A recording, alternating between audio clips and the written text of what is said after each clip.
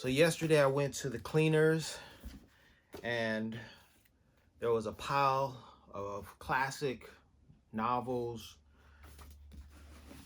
classic works of fiction, and the cleaners was giving them away for free. And I said, "What are you gonna do with these books?" And he said, "They're for free." Actually, the guy who works at the cleaners, he's a Latino, se habla español, y uh, me preguntó, ¿estos listos son gratis? Él dijo, sí. So I was like, cool, let me get them. When I was in school, we had to read Madame Bovary. I remember this story because of arsenic. If I'm not mistaken, arsenic is how she took herself out. She drank some arsenic. Pharmacist, I see pharmacist in here toward the end, the word pharmacist, so I think it was Madame Bovary. Let me see. Do I see arsenic anywhere? Toward the end of the book, smell death. Yeah. Arsenic. I don't see it. Anywho, I think I'm right. I think that it was Madame Bovary. I'm searching. I'm trying to make this video short, so sorry for searching right now. But anyway, we read this when I was in school. As a class, we read this. So it was in class where we were reading it during class time. I did not read this on my own. I have not read 1984, but everyone quotes it. So the people who have read it, they often say that life today, or that he predicted the future. George Orwell predicted the future. That's what they say. William Golding, we read this one as a class, read it together in middle school. And this is about how when left alone, human societies will deteriorate, right? And a bunch of boys on an desolate island. That is the sort of the guinea pigs. They're guinea pigs for rest of society. What happens to these little boys and how they devolve into savages and torture each other, killing each other, eating, pigs and trying to survive. That is a metaphor for what will happen in society. Listen, the reason why I'm talking about these classics is because when I was a student, these were the classics. These were presented to me as classics. But what I did not know, because I didn't read them, like Catch-22, I didn't read this book. There's a movie about it, a movie adaptation, a film adaptation. I think I watched some parts of the movie. I don't think I watched the whole thing. But after high school, I attempted to read this book. That's just some personal history. But here's the thing. What I did not know then is how racist these books are and how racist it was to present these books as classics when I was in high school. Today, I just opened this book, Catch-22, right? Now, racist in terms of the content, maybe not the intent. The intention was not to tell a racist story or to be racist, but they use the word nigger, the N-word in this book, okay? At least a character does, with the hard ER. And I'm like, when I was in school, they didn't discuss that. My teacher didn't tell us that, that harsh language was in the book, or that those attitudes were represented by characters, racist attitudes were represented by characters in these works. That wasn't it. But all I remember was these are classics. Now, I don't have the book in front of me, but one book I should have, I want to read exactly what I read just a few minutes ago when I opened this, right? I just found a mention of Hitler. Okay, that was just one.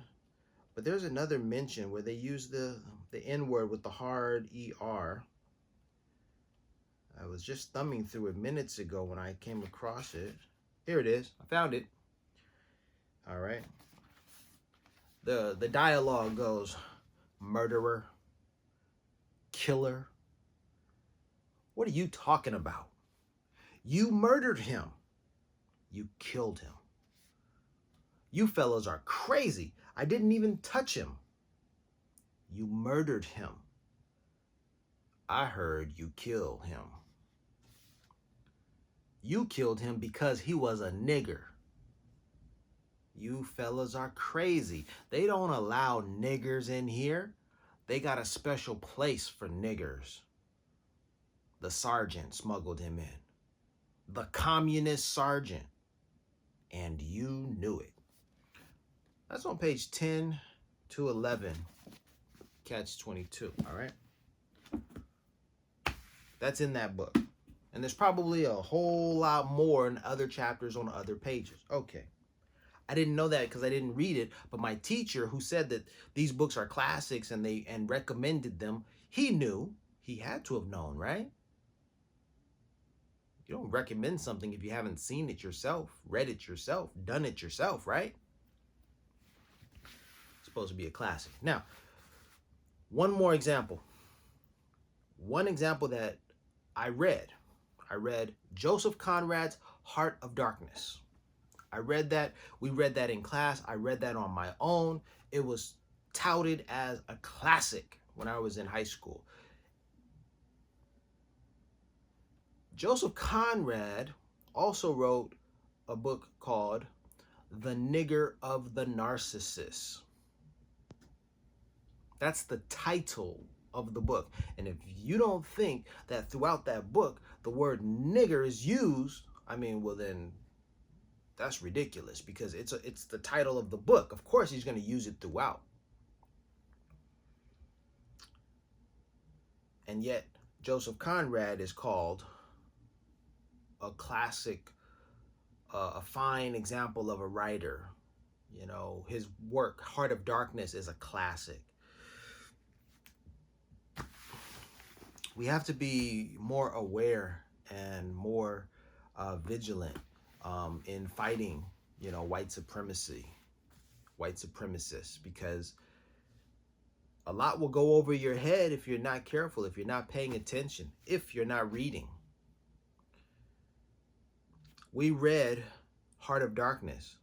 Heart of Darkness is the story of a white man who goes into the jungle and he switches allegiances. He switches sides from the white society to the native society, and he joins the natives. And by every estimation from his white counterparts or from his white colleagues and whomever, they see that switch as him going crazy. And so they have to go in to extract him. Hey, pull him out of there. He's gone rogue. He's crazy. That whole ideal of a switch from that society to that society, that's something that really needs to take place in our society today. But the way that it's phrased, the way that the story is told is that it's crazy to go from that society to that society. I don't think it was crazy. I think that was the right thing to do. But then again, that was the story by Joseph Conrad that we read. And even the lessons, even the ideas in Heart of Darkness that tell you that making that switch is wrong, is crazy, that's an idea that needs to be done away with. But that was the idea that was promulgated, that was promoted. So you have to be very careful what you listen to and what you read, because there are ideas that you are being inculcated. You're being indoctrinated with ideas you know, and you're being pretty much led astray, bamboozled, run amok. Steal your mind back. Like Diggable Planet said, steal your mind back. Read these things, but discover, or you have to look at them through your double consciousness. I've said too much. Peace.